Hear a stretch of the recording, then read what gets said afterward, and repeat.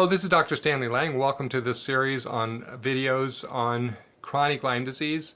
And in this video, we're going to talk about, can EMF affect the expression of Lyme disease? And the answer is very much so. So what does EMF stand for? It stands for electromagnetic field, EMF. So there's basically two types of EMF. One are called low frequency EMF.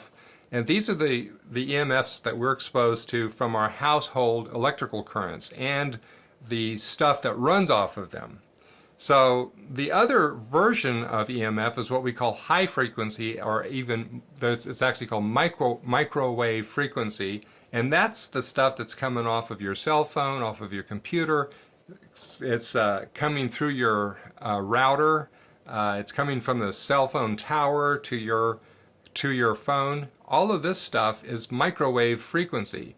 So if the word microwave reminds you of something like your microwave oven, there's a reason for that, because they're at the same frequency. So if you think that these frequencies coming off of your phone, off of the router, off of the cell phone tower to your phone are trivial, think again, because they're not trivial. If you put your hand or your brain inside the microwave, it would have a profound effect very quickly. Now, obviously, we're not doing that intensity to ourselves with a cell phone, but think of these things all around us as a slow cooker. So you've probably used a slow cooker or had somebody in your kitchen use a slow cooker to cook something, and it's much lower heat. You know, it's not going to flash burn anything, but eventually it's going to cook something.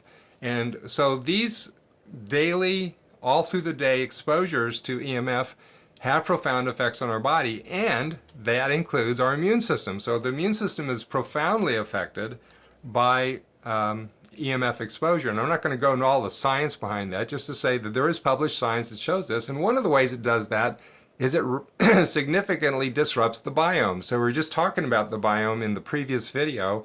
And so EMF causes imbalances to develop in the different bacterial species, and that alone is sufficient to disrupt the biome, and that disrupts your immune system. So if you want to get better from chronic Lyme disease, one of the things that I talk to people about is you have to really limit your EMF exposure, and there are ways to also mitigate its effect on the body if you can't eliminate it, because a lot of people can't. So what do you do if you can't eliminate the EMF exposure? So we'll talk about that in future content that I'll be putting up into the internet. But it's not going to be part of this series, just to say that there are strategies that can be done to help mitigate that. Some of them don't work very well. Some of them don't work as advertised, and some of them are very good. So I wish you well. God bless. And in the next video, we'll be talking about whether to use natural or natural treatments versus antibiotics, and what's available in that regard. So I wish you well, God bless, and have a great day.